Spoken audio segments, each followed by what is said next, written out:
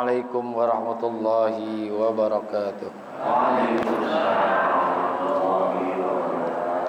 Al-Fatihah ila hadratin Nabi Muhammadin al-Mustafa Rasulillah sallallahu alaihi wasallam wa li jami' arwahi walidina wa masyayikhina wa muallimina wa asatizina,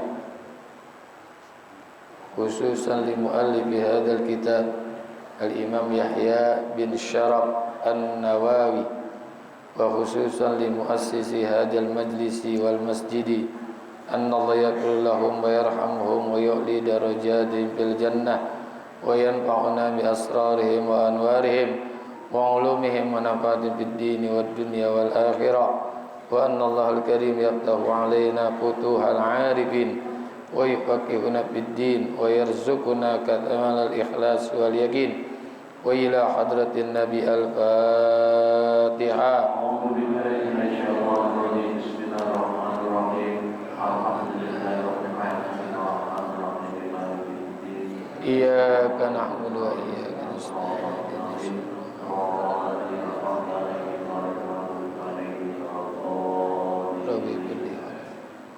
Ya Rabbi bil Mustafa balligh maqasidana waghfir lana ma madha ya wasi'al karami. Ya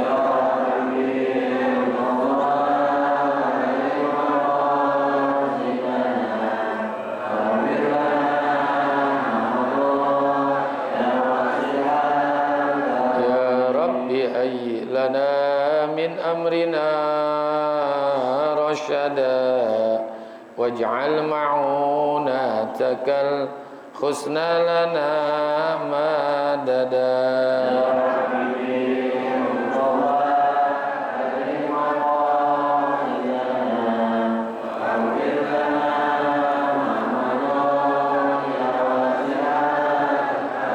Wala takilna ila tadbiri anfusina fanafsu ta'jizu an islahi ma fasada.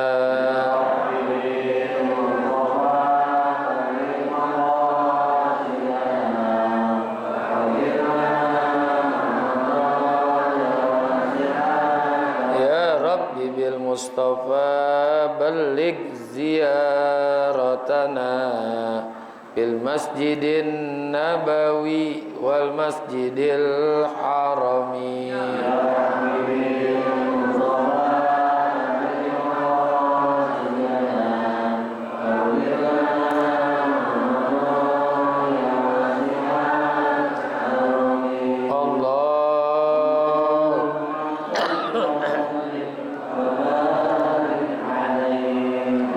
Bismillahirrahmanirrahim. Alhamdulillahi rabbil alamin, wassalatu wassalamu ala sayyidina wa maulana Muhammadin wa ala alihi wa sahbihi ajma'in, amma ba'du. Hadratal muhtaramin, para alimul ulama, para guru asatizah, bil khusus sahibul fadilah Ustaz Kiai Haji Muhammad Misjan, Al-Ustaz Kiai Haji Parak Furqan, Ustaz Kiai Haji Abdul Hamid Mustafa Al-Hafidh, segenap pengurus Majlis Ta'lim Ukhuwah Islamiyah yang semoga semua dirahmati Allah, dan juga pengurus Masjid Al-Barakah yang semoga semua dirahmati Allah Subhanahu wa taala. Hadirin bapak-bapak, hadirat ibu-ibu, para pencinta ilmu, para pencari kebenaran, yang semoga hadirnya kita mendapatkan ilmu yang manfaat, ridha dan inayat, sehat afiat dalam ibadat.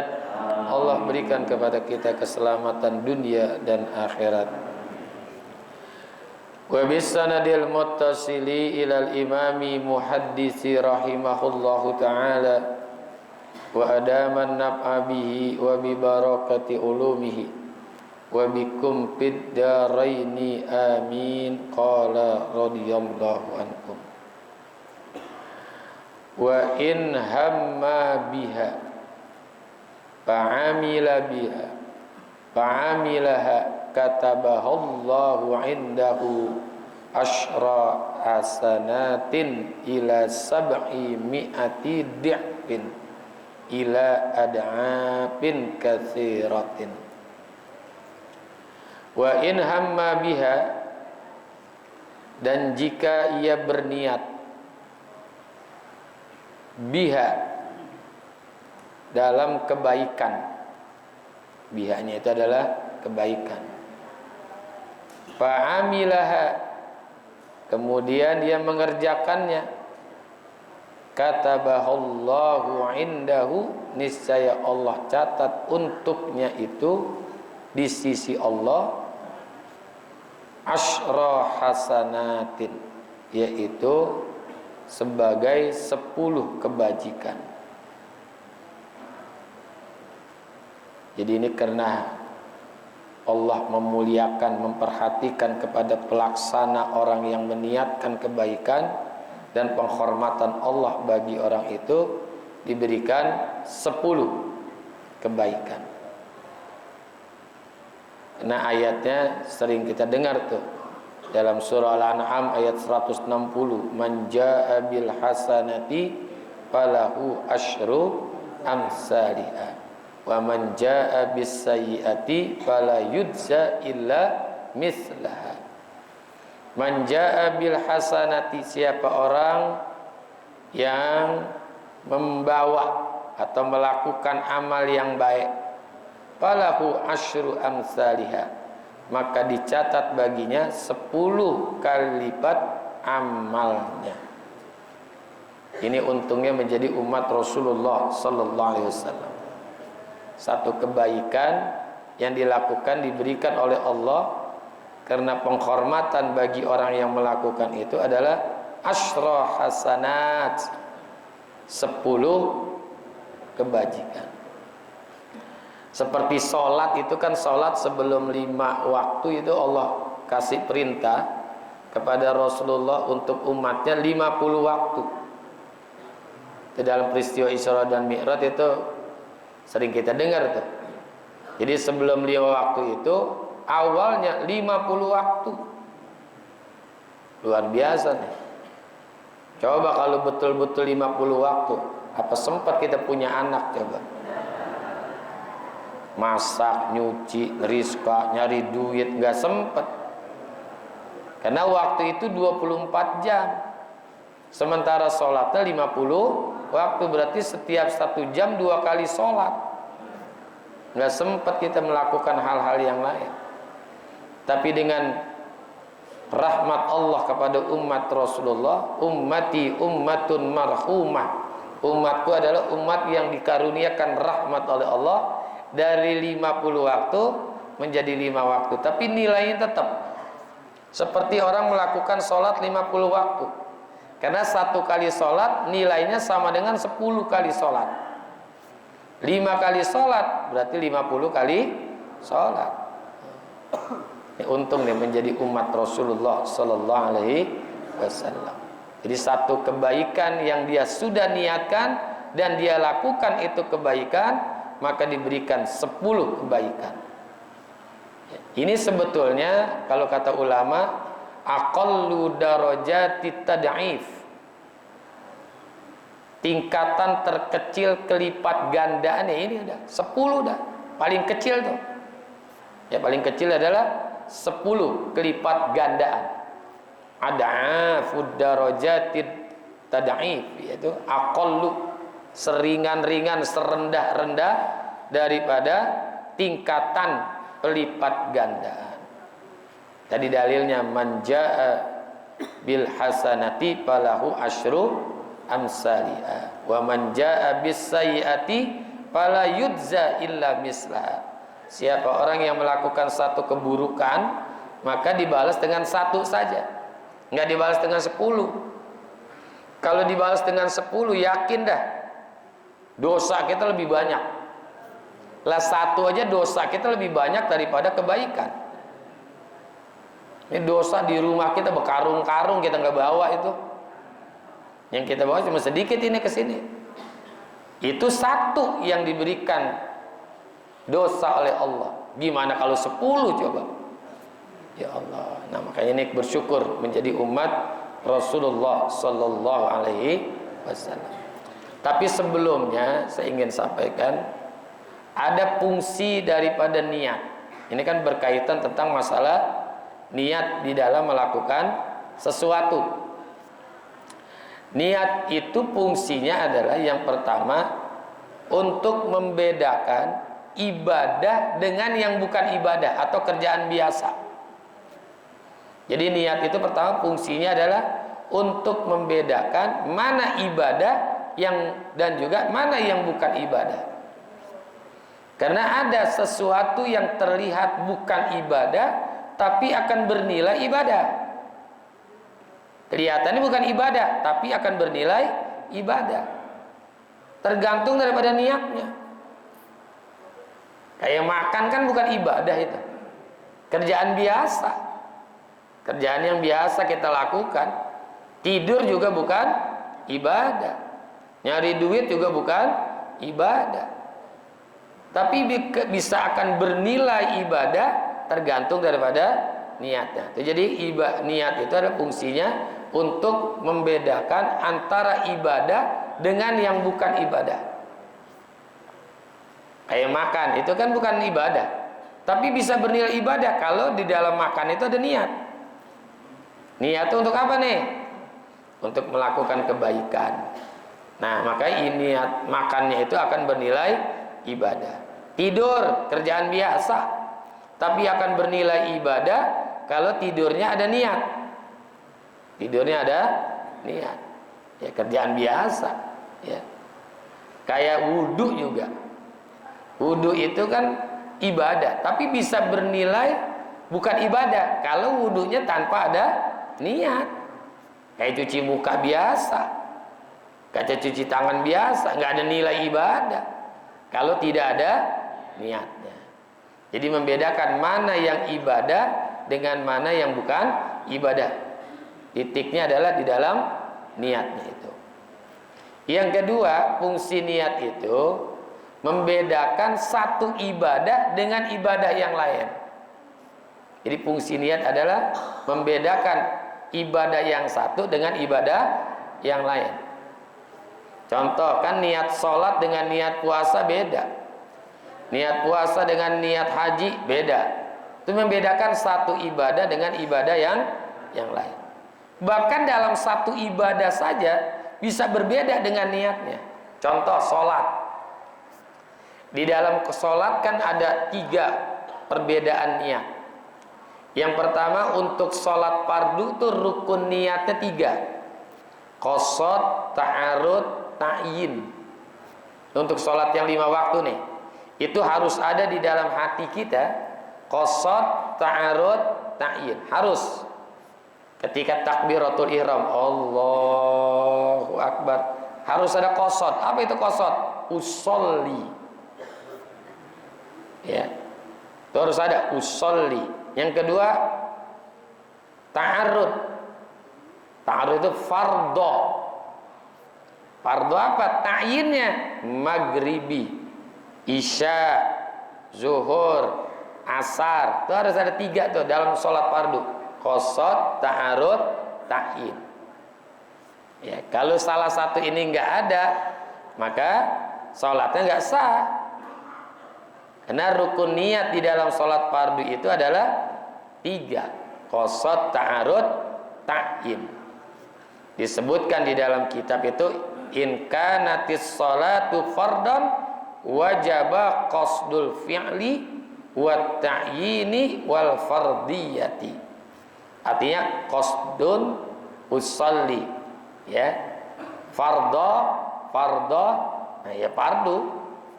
Ta'yinnya apa? Zuhri, asri, maghribi. Yang kedua, wa in kana nafilatan muwaqqatan. Kalau niat sholat yang ada waktunya dan itu sholat nafilah, sholat sunnah, seperti sholat duha, ya, sholat witir, kan waktunya itu beda. Kalau sholat duha waktunya siang. Yang kedua sholat witir waktunya malam. Sholat tahajud, ya, atau sholat rotibah Nah, di sini wajaba qasdul fi'li wat ta'yin. Maka rukun niatnya dua, qasad dan ta'yin. Usallid duha, usallid tahajud. Ya, usallid tarawih. Itu dalam hati ada tuh. Kalau kita tambahkan usolli sunnatan dua, nyebut sunnahnya itu sunnah di dalam hati. Usolli sunnatan tahajud, nyebut sunnahnya itu sunnah. Yang wajibnya dua, qasad ta'yin. Qasad dan ta'yin. Atau ada sebabnya. Salat yang ada sebab. Sebabnya misalnya, kan sebab ada tiga. Ada sebab adanya di awal, ada sebab di saat, ada sebab di akhir. Sababun mutaqaddim, sababun mutaakhir. Ada sababun, sebab yang di saat. Tuh. Kalau sababun mutaqaddim contohnya sebabnya datang duluan. Ya. Jadi sebabnya ada tiga. Pertama, catat nih. Sababun mutaqaddim, sababun muqarrin, ada sababun mutaakhir. Ada sholat sunnah yang sebabnya datang duluan. Contoh sholat sunnah wudu. Sholat sunnah wudu. Kan wudu dulu baru kita sholat. Nah itu niatnya usolli wudu. Gitu. Usolli wudu. Kalau sunnatal wudu tambahin sunnah itu sunnah. Contoh yang lain, sholat tahiyatul masjid. Itu kan masuk masjid dulu, baru melakukan sholat. Sebabnya tentang duluan. Usolli tahiyatal masjid. Di dalam hati kita harus ada tuh usolli tahiyatal masjid. Usolli ketika takbir. Yang kedua, sababun muqarrin, sebabnya datangnya bareng. Sebabnya datangnya berbarengan dengan sholatnya. Apa contohnya? Sholat gerhana. Gerhana matahari atau gerhana bulan. Enggak boleh melakukan sholat gerhana sebelum terjadi gerhana, dan tidak boleh dilakukan setelah terjadi gerhana. Jadi sababnya datangnya ya di saat sholat itu. Itu juga niatnya usolli kusufis syamsi, usolli khusufil qamari. Dalam hati ada tuh. Kalau matahari khusuf, kalau bulan khusuf pakai kha. Kalau matahari kaf kusuf, kalau bulan khusuf. Jadi niatnya usolli kusufas syamsi. Aku niat salat kusuf usyamsi, gerhana matahari. Itu namanya sababun muqarrin. Sebabnya berbarengan dengan perilaku salatnya. Enggak boleh sebelum gerhana, enggak boleh setelah gerhana. Itu rukun niatnya dua, qasad dan ta'yin sama. Yang ketiga, sababun mutaakhir. Sebabnya datangnya belakangan. Ya, sebabnya datangnya belakangan. Contohnya apa? Salat istikharah, salat hajat. Kan salatnya dulu. Hajat udah datang belum? Belum. Pilihannya udah datang belum? Belum. Tuh namanya sababun mutaakhir, sebab yang datangnya belakangan. Nah, makanya niatnya sama.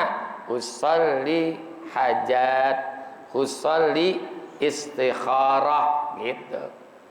Jadi itu untuk sholat sunnah yang ada sebabnya ada tiga: sababun mutaqaddim, sababun muqarrin, sababun mutaakhir. Termasuk juga sholat yang ada waktunya tadi, sholat tahajud, sholat apa lagi? Witir, ya kan itu harus dilakukan waktu malam, nggak boleh sembarang waktu itu mah, ya, nggak boleh sholat tahajud malam, sholat duha, sholat tahajud siang, sholat duha malam nggak boleh. Kalau sholat tasbih itu siang malam boleh, ya. Cuman kalau sholat tasbih di siang hari sebaiknya 4 rakaat 1 kali salam, lebih mudah. Ya lebih mudah. Kalau mau bikin 2 rakaat juga boleh. Tapi kalau sholat malam sebaiknya 2 rakaat salam, 2 rakaat salam. Nah yang ketiga, sholat yang tidak ada sebab. Ini niatnya beda lagi. Rukun niatnya juga beda. Cuman satu, usolli gitu aja dalam hati. Allah usolli. Ada bunyi usolli. Apa tuh namanya? Sholat sunnah mutlak. Ini namanya sholat sunnah mutlak. Kita kerjain kapan aja boleh. Siang, malam, pagi, sore, kapan aja kita kerjain itu boleh. Ya kapan saja kita kerjain itu boleh. Tuh, ya. Itu namanya sholat sunnah mutlak. Yang kita lakukan kapan saja boleh. Bebas itu mah. Cuman saya pernah tanya ke abah saya iseng dulu waktu mesti belajar. Bah, kalau sholat sunnah mutlak dikerjain gimana? Jangan buat lu itu mah. Kenapa? Itu sholat sunnah mutlak sebaiknya yang melakukan adalah orang yang sudah kehabisan sholat sunnah. Kira-kira kita udah kehabisan belum? Kekurangan gitu mah. Itu bercandaan abah saya aja. Tapi kalau kita mau melakukan juga boleh, daripada kita nggak ada kerjaan, udah sholat sunnah mutlak aja. Kalau kita kan masih kebanyakan sholat kekurangan. Sholat duha aja paling mantep 4, ya kan? Paling mantep 4. Padahal kan lebih daripada itu. Sholat tahajud paling mantep 100. Gitu. Sholat tarawih paling mantap 20. Padahal sholat tarawih kan lebih daripada 20, boleh nggak? Boleh. 100 rakaat aja boleh. Tapi kalau kita mau ngerjain itu sholat sunnah mutlak, ya tetap baik, nggak jadi masalah. Itu jadi saya sampaikan, niat itu fungsinya yang pertama untuk membedakan antara ibadah dengan yang bukan ibadah. Yang kedua, untuk membedakan antara satu ibadah dengan ibadah yang lain. Puasa, haji, zakat, sholat, kan beda-beda niatnya. Beda-beda niat. Termasuk di dalam sholat tadi ada 3. Ada sholat yang fardu, niat sholat fardu. Ada niat sholat yang ada sebab dan ada waktu. Yang ketiga, sholat yang tanpa sebab dan tanpa waktu, kapan saja kita lakukan boleh. Nah niat itu berbeda-beda. Kalau untuk sholat yang ada fardu, rukunnya ada 3: qasad, ta'arud, ta'yin. Usolli, fardhu, zuhri. Ya, udah itu cukup aja itu dalam hati. Usolli, fardhu, zuhri. Kalau di dalam talafuz boleh kita sebutin lengkap. Usolli, fardhu, zuhri, 4 rakaatin mustaqbilal kiblati. Makmuman adaan lillahi ta'ala, itu boleh. Kalau untuk talafuz, ya untuk talafuz. Cuma ingat, kalau untuk imam sholat Jumat, nih hati-hati nih, harus ditambah dengan imaman. Kalau nggak ditambah dengan imaman, sebagian ulama mengatakan sholat Jumatnya nggak sah, imamnya dan makmumnya nggak sah. Ya, tambahin tuh. Usolli fardhul jum'ati imaman, di dalam hati tambahin imaman. Kenapa harus tambah imaman? Karena sholat Jumat tidak boleh dilakukan dengan munfarid. Sendiri boleh nggak sholat Jumat? Harus berjamaah. Berjamaah juga minimal menurut mazhab Syafi'i ada 40 orang. 40 orang juga disyaratin lagi, harus laki-laki, baligh, berakal. Perempuan dari 41 perempuan itu kurang memenuhi syarat. Karena satu-satunya perempuan. 40 salah satunya anak kecil, kurang memenuhi syarat.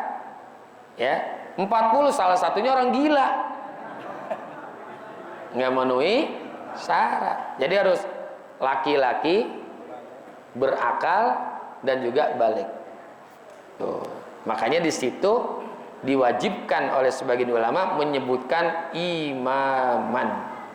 Ketika kita jadi imam nih sholat Jumat, tambahin dalam hati kita, usolli fardal jum'ati imaman. Tambahin imaman.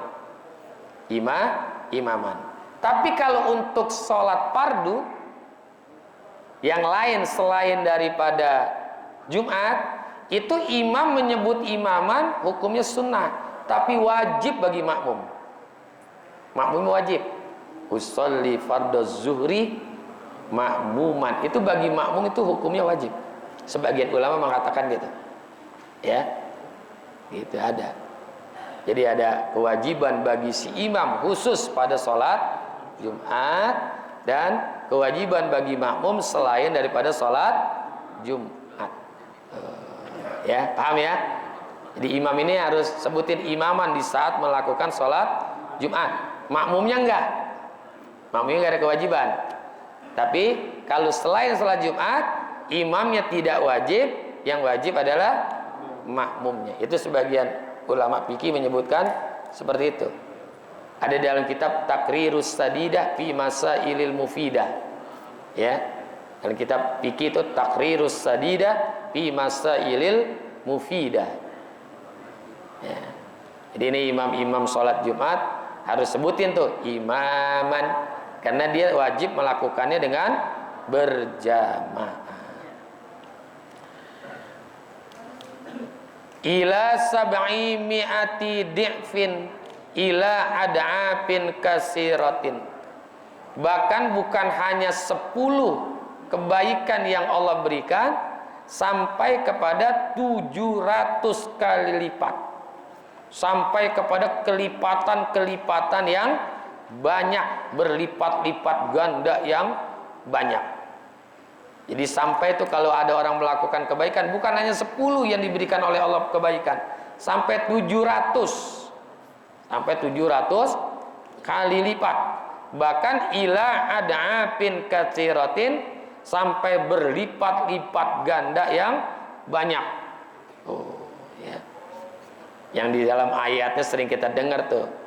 Masalul ladzina yunfikuna amwalahum fi sabilillah kamasali habbatin anbatat sab'a sanabila fi kulli sumbulatin mi'atu habbah wallahu yudha'ifu liman yasha. Ya, bahkan bisa melebihi daripada 700 lagi. Lipat ganda itu ada dalam surah Al-Baqarah 261 tuh. Ya, Al-Baqarah 261. Man zalladzi yuqridullaha qardan hasana fayudha'ifa lahu ad'afan katsira. Siapa orang yang meminjamkan hartanya untuk jalan Allah, maka Allah akan ganti dengan berlipat-lipat ganda. Ya. Itu ayat unik nih. Orang yang meminjamkan hartanya, Allah nggak minta, tapi Allah minjem. Ini bahasanya bahasa paling halus. Man zalladzi yuqridullah. Siapa saja orang yang meminjamkan hartanya, man zalladzi yuqridullaha qardan hasana, dengan pinjaman yang baik. Ini bahasa halus. Bahasa halus. Padahal yang memberikan harta kepada orang itu siapa? Tapi Allah menggunakan bahasa pinjam. Maksudnya apa? Kalau dengan bahasa minjem tetap enggak ngasih juga, ini orang udah kebangetan pelit nih. Minjemnya enggak boleh. Enggak minta, Allah minjem. Padahal milik Allah kan? Nah ini udah luar biasa. Kalau pakai bahasa minjem dia nggak mau ngasih juga, ini orang udah kebangetan. Jangankan ke orang-orang model kayak gini, jangankan kita minta pahala sama dia, minta dosa nggak dikasih sama dia. Bagi gua dosa dong, enak aja lu, gua dosa mahal-mahal bikin, lu bikin sendiri. Udah kebangetan ini, ya. Jadi banyak ayat-ayat diantaranya sampai 700 kali lipat, yang bahkan lebih banyak daripada 700 kali lipat. Ini Masya Allah, rahmat yang Allah berikan kepada umat Nabi Muhammad Sallallahu Alaihi Wasallam. Tapi harus didalami dengan keikhlasan.